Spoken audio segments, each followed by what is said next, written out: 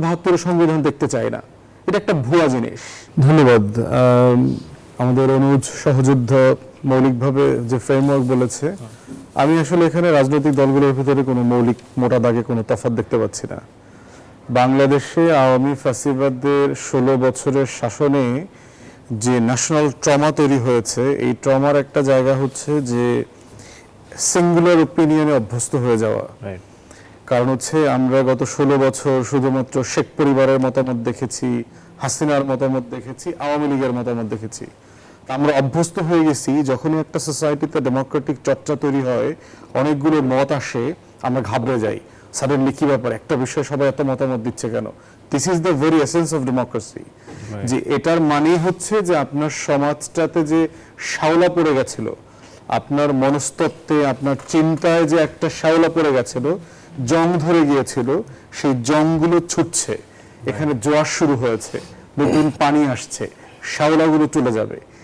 এই যে বিভিন্ন দল বিভিন্ন মত দিচ্ছে, this is the beauty of democracy. যে এবং এটার ভিতরে আমি কোনো সমস্যা দেখতে পাচ্ছি না, কোনো ঝামেলা দেখতে পাচ্ছি না।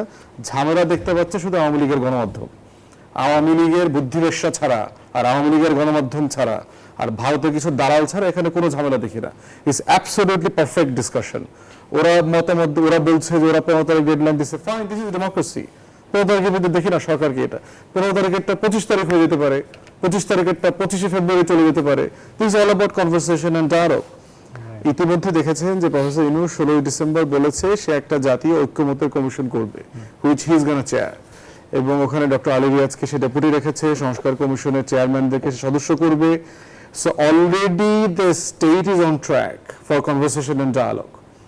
সেখানে প্রফেসর ইউনূস কথা বলবে সব রাজনৈতিক দলের সাথে, উপাদান নিয়ে কথা হোক। এখানে যেটা হচ্ছে যে একটা ঘোষণাপত্রে কি কি উপাদান থাকা উচিত, এটা নিয়ে আলোচনা হবে, লিখিত জিনিস না। আমি ওরা যেটা ড্রাফট প্রস্তাব করেছে এটা পড়েছি, আমাদের দলের পক্ষ থেকে আমরা এখানে সংশোধনী প্রস্তাব পরামর্শ আমরা দিয়েছি, লিখিত আকারে দিয়েছি, কথা বলেছি, এবং এইটা তর্ক হতে পারে, এটা আলাপ হবে, এটা নিয়ে আলোচনা হবে। আলোচনা করবার পরে উপকরণ দিয়ে একটা বিতর্ক হবে, একটা ড্রাফট তৈরি হবে, ন্যাশনালি বিতর্কের জন্য দেয়া হবে। এই প্রসেসের ভিতর থেকে একটা ঘোষণাপত্র আসবে। গুরুত্বপূর্ণ জিনিস হচ্ছে ঘোষণাপত্রটা, লিখিতটা ইটসেলফ কোনো এসেন্স না।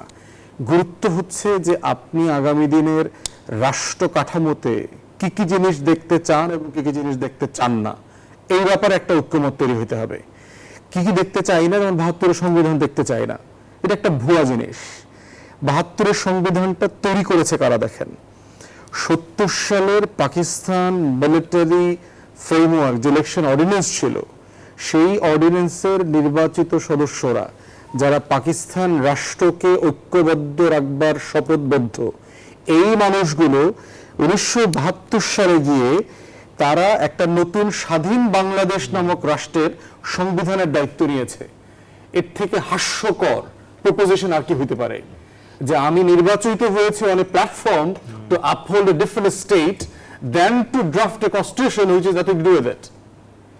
এর থেকে হাস্যকর প্রপোজিশন কিছু হইতে পারে না। তারপরে দেখেন কাদেরকে এখানে কনস্টিটিউয়েন্ট অ্যাসেম্বলি মেম্বার করা হয়েছে, যারা প্রাদেশিক পরিষদে এবং জাতীয় পরিষদে নির্বাচিত হয়েছে সকলকে না, এটা শেখ মুজিব ডিসাইড করছে। এখান থেকে 50 জন কিন্তু বাদ দিয়ে দিচ্ছে, সে ডিসাইড করছে কারা কারা এটা হবে। ফাইন, আপনি এটা করলেন জোর জবরদস্তি করে। ন্যাশনাল ডিবেট হয়েছে, কেউ পক্ষে বিপক্ষে ভোটাভুটি তেমন হয়েছে? 293 জন নাকি পক্ষে ভোট দিচ্ছে, 7 জন না 8 জন বিপক্ষে ভোট দিচ্ছে, তার ভিতরে সুরেন্দ্র সেনগুপ্ত সহ 1-2 জন মাত্র কিছু ডিবেট করেছে, কোনো বিতর্কই হয় নাই। এরপরে হচ্ছে ধরে নিলাম যে আপনার সম্পর্ক ছাড়া আপনার যারো সন্তানের জন্ম দিচ্ছেন, এটার বৈধ করার তো সিস্টেম আছে।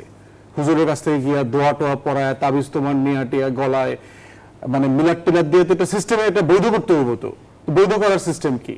কোনো ডকুমেন্টেশন পাবলিক ডিসকোর্সে নিয়ে আসতে হয়, যে গণভোটে দিয়ে দেন।